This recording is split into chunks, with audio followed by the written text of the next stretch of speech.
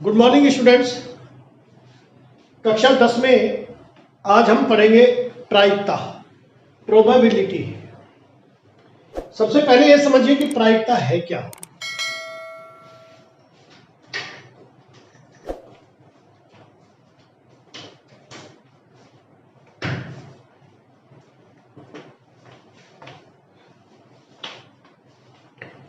मैंने कहा कि आज बारिश होने की संभावना है। इसका क्या मतलब है बताइए। इसका मतलब है सीधा सीधा कि आज बारिश हो भी सकती है और नहीं भी हो सकती। आज बारिश होने की संभावना है, इसका मतलब क्या है? इसका सीधा सीधा मतलब यह है कि बारिश हो भी सकती है और नहीं भी हो सकती, अर्थात दोनों ही केस हो सकते हैं, दोनों ही बातें संभव है। शायद आज बारिश होगी, इसका भी मतलब यही है। रोहित कक्षा 10 को टॉप करेगा, इस साल प्रथम रैंक रोहित की रहेगी, ये संभावना है। हो सकता है किसी और विद्यार्थी के उससे भी ज्यादा नंबर आ जाए, वो टॉप कर ले। तो कहने का मतलब यह है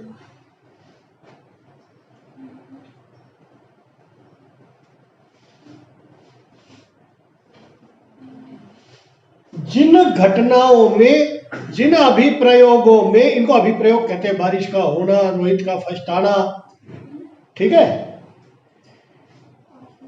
किसी भी कार्य के होने या नहीं होने, दोनों की संभावनाएं हो, संभावना हो,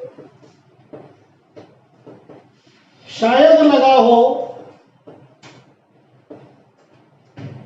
संदेह हो किसी काम के होने या नहीं होने में। अंग्रेजी में कहते हैं डाउट, डाउट हो,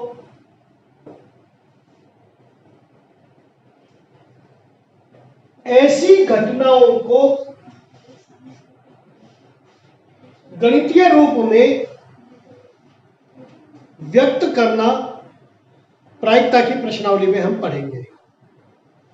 तो प्रायिकता की परिभाषा सिंपल सी होगी।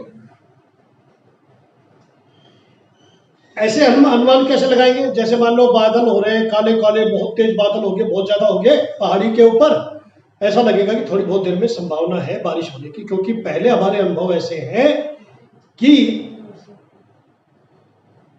ऐसी स्थिति में बारिश हो जाती थी। तो पूर्व के एक्सपीरियंसेस के आधार पर, स्टडी के आधार पर, घटनाओं को घटित होने की जो संभावनाएं हैं उनको अंकों में व्यक्त करना, अंक रूप में व्यक्त करना, गणितीय रूप में व्यक्त करना प्रायिकता की प्रश्नावली में हम पढ़ेंगे। ओके। प्रायिकता का उद्भव 16वीं सदी में हुआ था।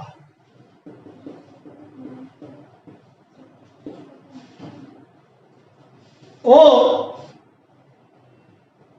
प्रायिकता के उद्भव में सबसे पहले पुस्तक लिखी गई थी जे गॉर्डन द्वारा, और पुस्तक का नाम था the book on games of chance.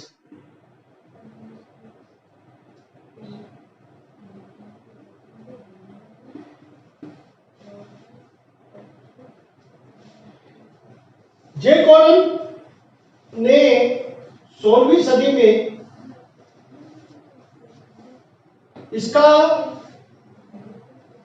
इसके बारे में सोचा, किताब लिखी और बताया। उसके बाद लाप्लास 18वीं और 19वीं सदी में, लाप्लास, बर्नूली,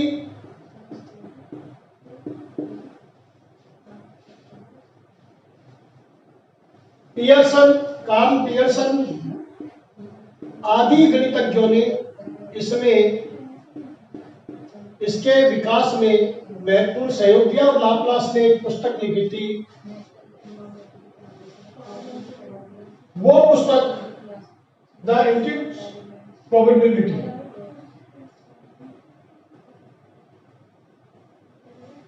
प्रोबेबिलिटी से संबंधित बहुत सारी जानकारियां इन पुस्तकों में है। इन गणितज्ञों ने इसके विकास में अपना महत्वपूर्ण योगदान दिया और इसका उपयोग बीमा कंपनी, राज्य का बजट बनाने में, देश का बजट बनाने में, खेलों में, अर्थशास्त्र में, इकोनॉमी में और मौसम विज्ञान की बहुत सारी घटनाओं, खगोल विज्ञान में किया जाता है।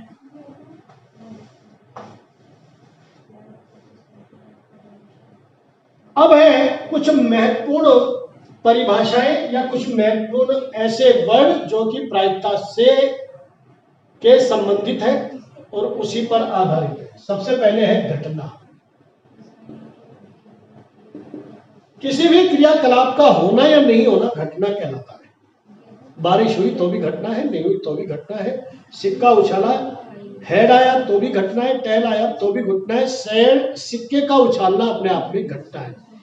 ताश को अच्छी तरह फेंटा जाए और उसमें से एक पत्ता निकाला जाए, यह भी घटना है। ताश का फेंटा जाना और उससे संबंधित अनुप्रयोग घटना कहलाता है, अनुप्रयोग कहलाता है। यह तो हो गया अभिप्रयोग। घटना या अभिप्रयोग जो आप एक्सपेरिमेंट कर रहे हैं या जो जिस घटना से संबंधित आप अनुमान लगा रहे हैं, संदेह व्यक्त कर रहे हैं, शायद या संभावना व्यक्त कर रहे हैं। यादृच्छा घटना ऐसी घटना जिसके परिणाम का नियंत्रण आपके हाथ में नहीं है, अर्थात जिसका परिणाम निश्चित तौर पर आप नहीं कह सकते कि ऐसा होगा ही होगा। जैसे सिक्का उछाला, सिक्के के परिणाम तो निश्चित है, हेड आएगा या टेल आएगा, लेकिन हेड आएगा या टेल आएगा यह निश्चित नहीं है। तो ऐसे प्रयोग, ऐसी घटना को यादृच्छा घटना या यादृच्छा प्रयोग भी कहते हैं। ऐसे प्रयोग को यादृच्छा प्रयोग और ऐसी घटना को यादृच्छा घटना। एक प्लास्टिक के डब्बे में 1 से लेकर 100 तक की पर्चियां डाल दी, किसी छोटे बच्चे को बुलाकर उसमें से एक पर्ची निकलवाई, तो क्या कहेंगे हम? ये यादृच्छा प्रयोग है, रैंडम घटना है, रैंडम एक्सपेरिमेंट है। क्यों? क्योंकि हमें नहीं मालूम कि कौन सा नंबर आएगा बच्चे के निकालने पर। सरल घटना ऐसे अभिप्रयोग जिनमें एक समय में एक ही घटना घटित होती हो।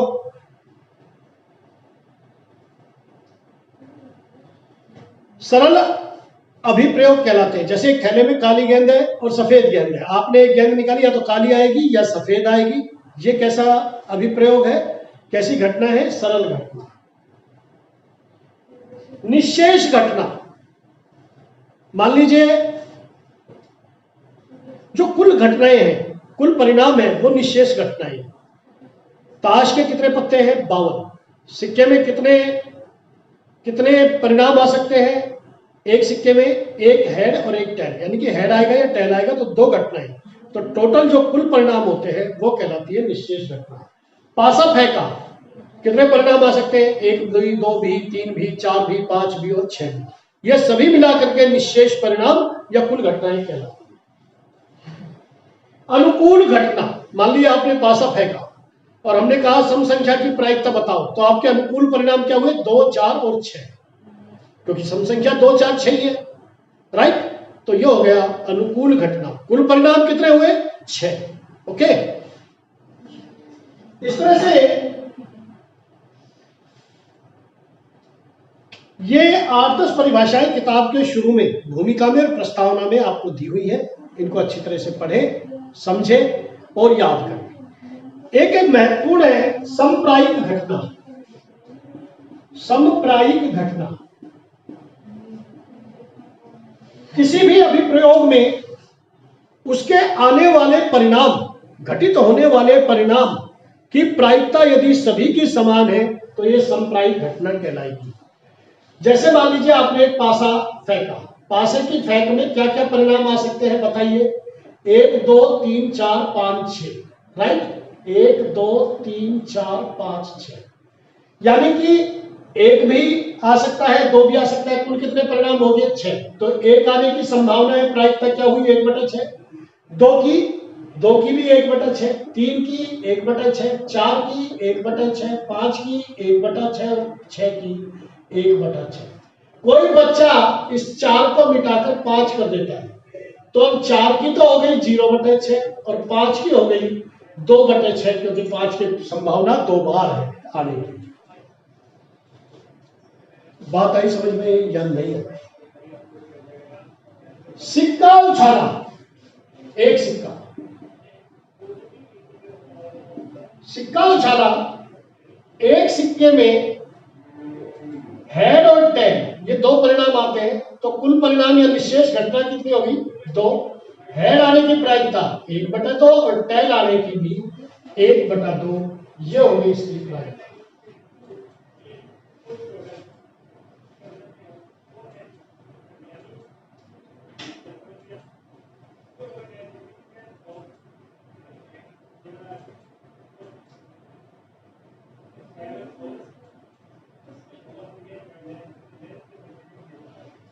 मिश्रित घटना, ऐसी घटना, ऐसे परिणाम जिनमें 2 या 2 से अधिक घटना हो, परिणाम आने की संभावना हो, राइट, वो कहलाती है मिश्रित घटना।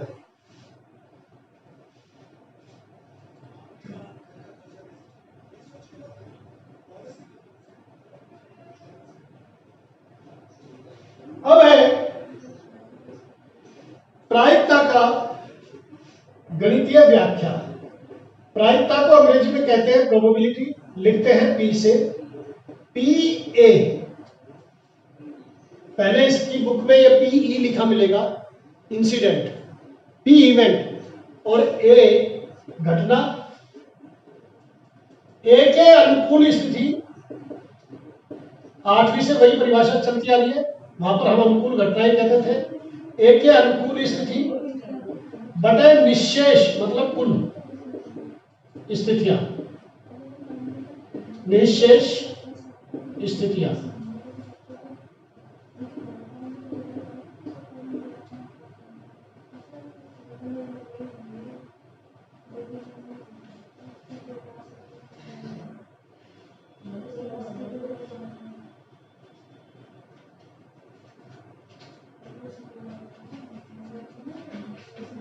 आप लोग 10-12 परिभाषाएं दे रखी है, इनको किताब में से अच्छी से कर लेना। आप अब मुझे एक चीज बताइए, एक सिक्का उछाला गया, इसके 2 परिणाम हो सकते हैं, हेड या टेल। हेड होना, हेड को अंग्रेजी में बोलते हैं, हिंदी में बोलते हैं चित्त। चित्त के परिणाम, एक कुल परिणाम 2 और चित्त होने की प्रायिकता पी चित्त 1/2। चित्त नहीं होने की प्रायिकता बताइए।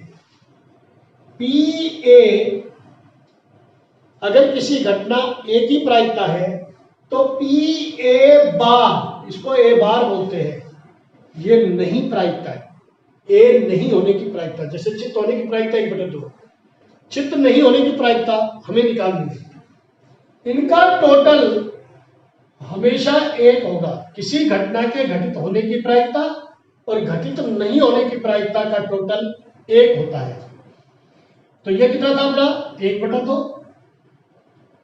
प्लस पी ए बार बराबर 1, तो पी ए बार बराबर 1 माइनस 1/2, अर्थात 1/2। चित्त नहीं आना मतलब पट्टा। ओके, पासे की फेंक में 2 अंक आने के परिणाम, 2 अंक के अनुकूल परिणाम कितने हुए? 1। कुल कितने परिणाम होते हैं पासे में? 6। तो पी ए बराबर हो गया 1/6। राइट। अब आपसे कहे दो नहीं आने के परिणाम, दो नहीं अर्थात पी ए बार बराबर हो जाएगा 1 माइनस पी ए। तो 1 माइनस 1/6 बराबर 5/6। दो आने के परिणाम 1/6, दो नहीं आने के परिणाम प्रायिकता 5/6। इन दोनों घटनाओं को, किसी घटना का घटित होना और नहीं होने को पूरक घटनाएं कहते हैं। पूरक घटनाएं कहते हैं। पासे के फेंक में अंक 7 आने के परिणाम, 7 के परिणाम कितने होंगे? पासे में 7 होता है क्या? नहीं, कोई परिणाम नहीं, 0। ऐसी घटना जिसका परिणाम कोई शून्य हो उसको कहते हैं असंभव घटना। क्या कहते हैं? असंभव घटना, नॉट पॉसिबल इवेंट। पासे की फेंक में 1 से 6 तक के अंक आने की प्रायिकता, 1 से 6 तक अंक आने की प्रायिकता क्या हो जाएगी? 1 से 6 तक कितनी संख्या हो गई? 6। कुल परिणाम कितने हो गए? 6। यानी कि ऐसी घटना जिसका घटना निश्चित हो, भाई पासा फेंकेंगे तो 1 से 6 तक कोई भी अंक आ सकता है, 1 भी आ सकता है, 2 भी, 3 भी, 4 भी, 5 भी, 6 भी। जिसका घटना निश्चित हो ऐसी घटना को कहेंगे निश्चित घटना। क्या कहेंगे? निश्चित घटना। निश्चित घटना की प्रायिकता 1 होती है और असंभव घटना की प्रायिकता 0 होती है।